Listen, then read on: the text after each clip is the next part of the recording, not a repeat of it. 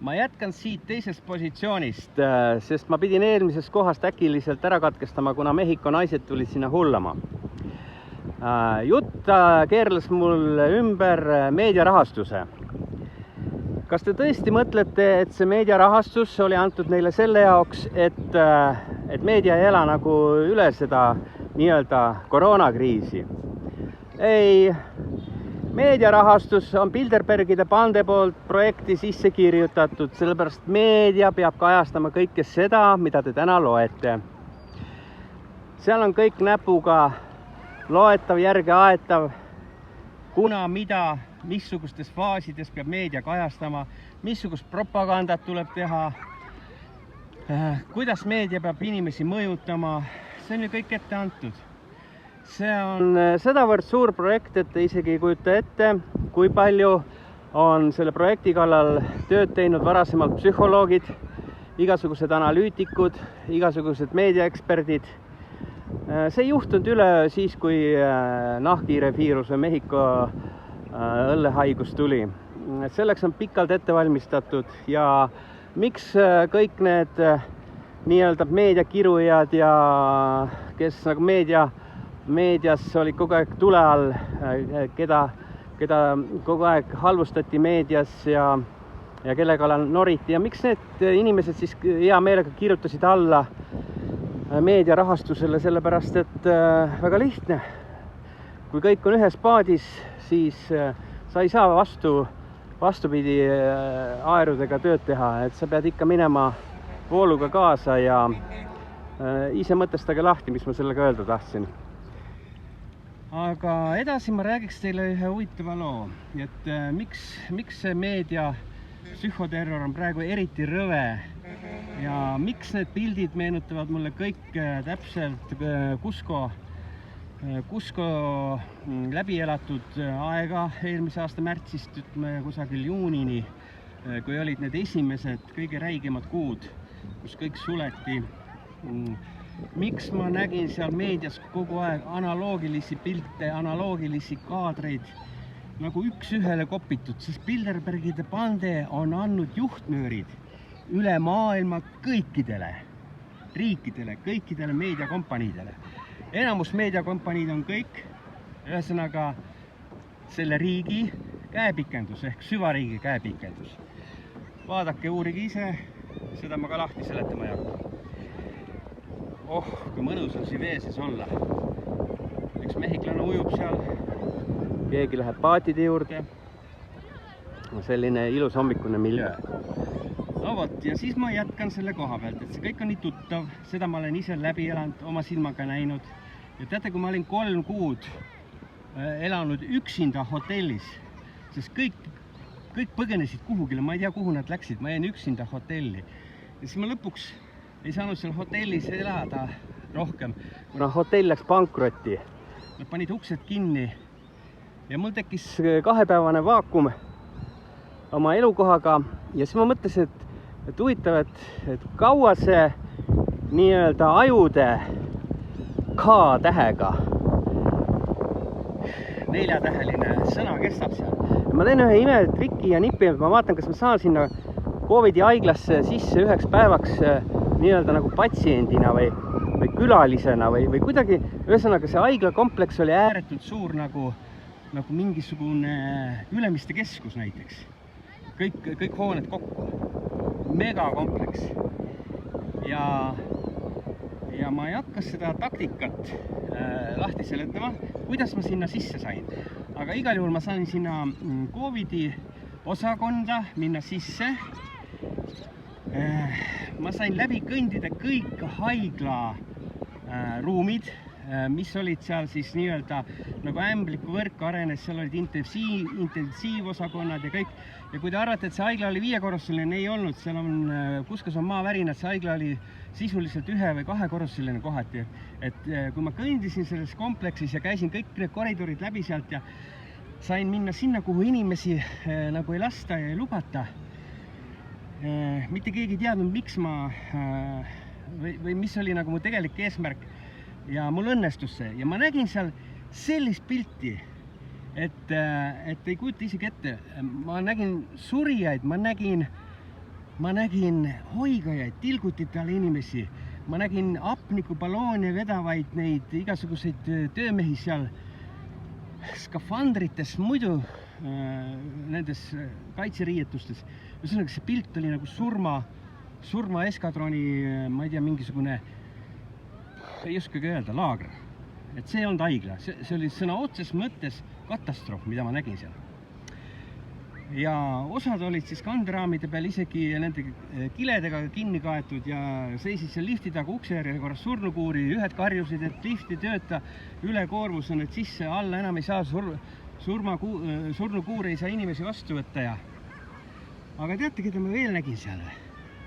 Ma nägin seal ajakirjanikke ja ma nägin reportereid ja ma nägin seal veel huvitavaid inimesi. Ja kujutage, et mul õnnestus olla õhtu kella 11-ni seal haiglas. Kella 9 suleti uksed. Mis te arvate? Mis siis juhtus? Kella 9-st alates oli kõik kõrvalised isikud haiglast välja pekstud. See on otses mõttes. Turvatöötajad, politsei ja kes seal kõik olid. Inimtühi võõrastest. Mina jäin sisse kui välismaalane ootama, kuni mulle järgi tuldakse. Ja ma ootasin 2 tundi seal. Ma teadsin, et mulle nii pea järgi tulda ja mul oli võimalus tutvuda siis 2 tundi selle oluga seal, mida tavaline silm ei näe õhtul enam. Aga mida tegid arstid, doktorid? Kõik istusid maha, hakkasid naljatlema, kohvitama, võileibu arutama, lahti sööma. Kõigil näod naeru täis, kõik pühkisid higi otsa eest. Ühesõnaga, show oli läbi. Kõik koridorid jäid hiirvaikseks, mitte keegi ei oiganud enam kusagil, mitte keegi ei hakanud surema enam kusagil, mitte keegi ei karjunud, et doktor, tule appi, ma suren. Ei olnud sellist asja. Liftid olid kõik välja lülitatud, surnukuuri vahelt enam ei sõitnud ükski lift seal. Ja teate, mul tekkis seal déjà vu ühes kohas. Ma olin seda kõik ette näinud. Teate, mis déjà vu on? Ja mul nagu sellest hetkest pea plahvatas. Kuid ma ei osanud kõike nagu kokku seostada. Sellepärast mul oli tegemist iseendaga, sest ma pidin ju kuidagi seal edasi elama. Selles mõttes, et hotelli ma olin kaotanud, hotellid olid kõik kinni ja mul oli veel 4 kuud seal vaja edasi elada. Ja mul oli nagu fookus oli hoopis teiste mõtete peal. Aga ma tahan teile öelda, et kõik see, mida te praegust meedias näete, see on propaganda. See on puhast Bilderbergide propaganda, et teid süstlood saada. Et olukord on nii hull ja hull, kui veel vähegi saab. Aga võtame siis teistpidi, kui ongi olukord hull. Mida kurat te siis tegite? Kõik need aastad, 25 aastat ehitanud siis meditsiini. Minu arust iga loll teadis, et viirused on maailmas, iga loll teadis, et pandeemiad tulevad. Mida perset te tegite seal valitsuses ja riigis? Ehitasite mingisugused, ma ei tea, mis asju? No, vabandage väga. Kas nüüd on siis need süüdi, kes ei taha testima minna ja kes ei taha süsti saada või? Kas nüüd on need süüdi, kes ei taha maski kanda või? Kuulge, inimesed, mõelge, mis teiega tehakse. Vaadake seda ajupesu, seda psühhoterrorit, seda manipulatsiooni. Kuulge, mõelge ka niipidi, et kui keegi mõjutab kedagi teist poest nuga ostma ja ütleb, et mine pane selle kuradi naabri matsile nuga neeru vahele. Ja ta käib aasta aega pinda, et kas sa ostsid juba selle noa ära, kas sa läksid, panid talle neeru vahele, kas ta ikka raive on elus veel või? Mis te arvate, mida see mõjutatav siis lõpuks teeb? Ta läheb, ostab selle noa ja ta läheb nööb selle noa neerude vahele, naabrile. Siin on küsimus kriminalistika psühholoogidele. Kuulge, kui see neerude vahele noaga lööja, ehk siis nii-öelda inimese tapja või tapmiskatset läbi viiv isik või kodanik või kuidas iganes kutsume teda, läheb kohtusse, siis kas mõjutatav, kui ta oli mõju surve all, kellegi mõjuvõimu surve all, kellegi manipulatsiooni surve all, kas see manipulaator on kaasosaline või ei ole kaasosaline või ta pühib käed puhtaks lihtsalt sellest. Ütleb, et see oli lihtsalt kruusitagune jutt. Ja see, mis ta tegi ise omal vabal tahtel. Vabandage väga, see on kuriteos tapmises kaasosaline.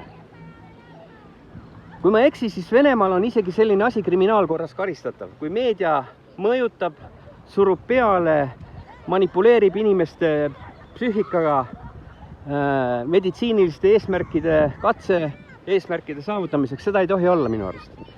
Minu arust ka inimõiguste konventsioonis on mingid artiklid, kus on väga selgelt välja öeldud, et seda ei tohi teha. Ja nüüd mul tekib küsimus.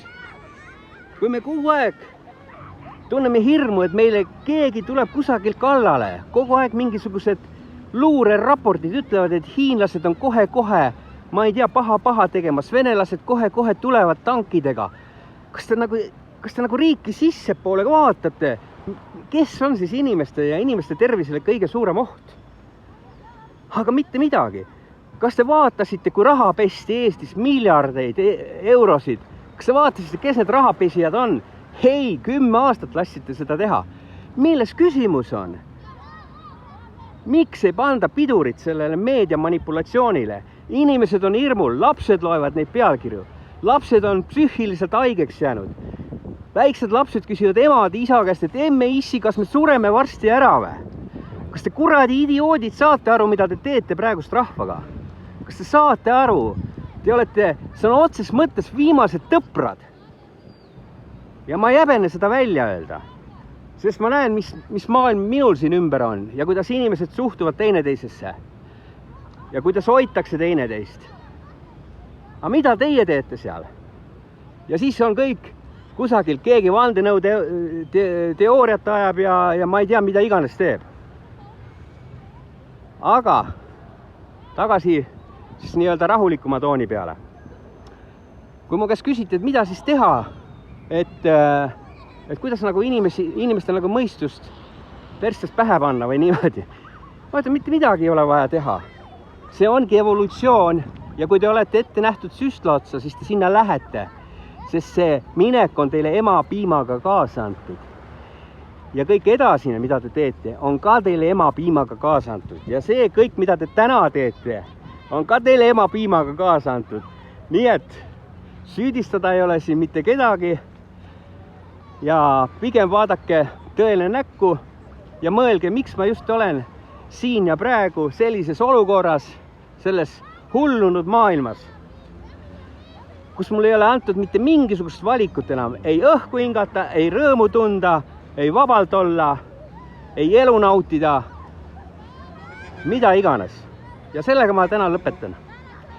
Nii et igati tore oli, vähemalt ma sain välja öelda, mida ma mõtlesin. Isegi see, kui paljud inimesed seda kuulavad, see ei ole tähtis. Minu jaoks on võib-olla tähtis see, et ma saan jäädvustada seda oma isikliku elu arhiivi. Et seda saavad kuulata võib-olla need, kes tahavad kunagi tulevikus kuulata. Missugused olid minu mõtted 12. märtsil, siis kui Eestis algas suur Covidi sõda. Ja uskuge, aastaid hiljem on kordades huvitavam kuulata seda, kui ma täna kordusena veel kuulaks seda. Nii et tegelikult ma teen seda ise endale, võib-olla oma lähedastele tulevikuks. Rõõm on muidugi näha, kui minu videosid jagatakse. Eelmine video oli eriti ilusate numbritega, juba 5000 vaatajat oli.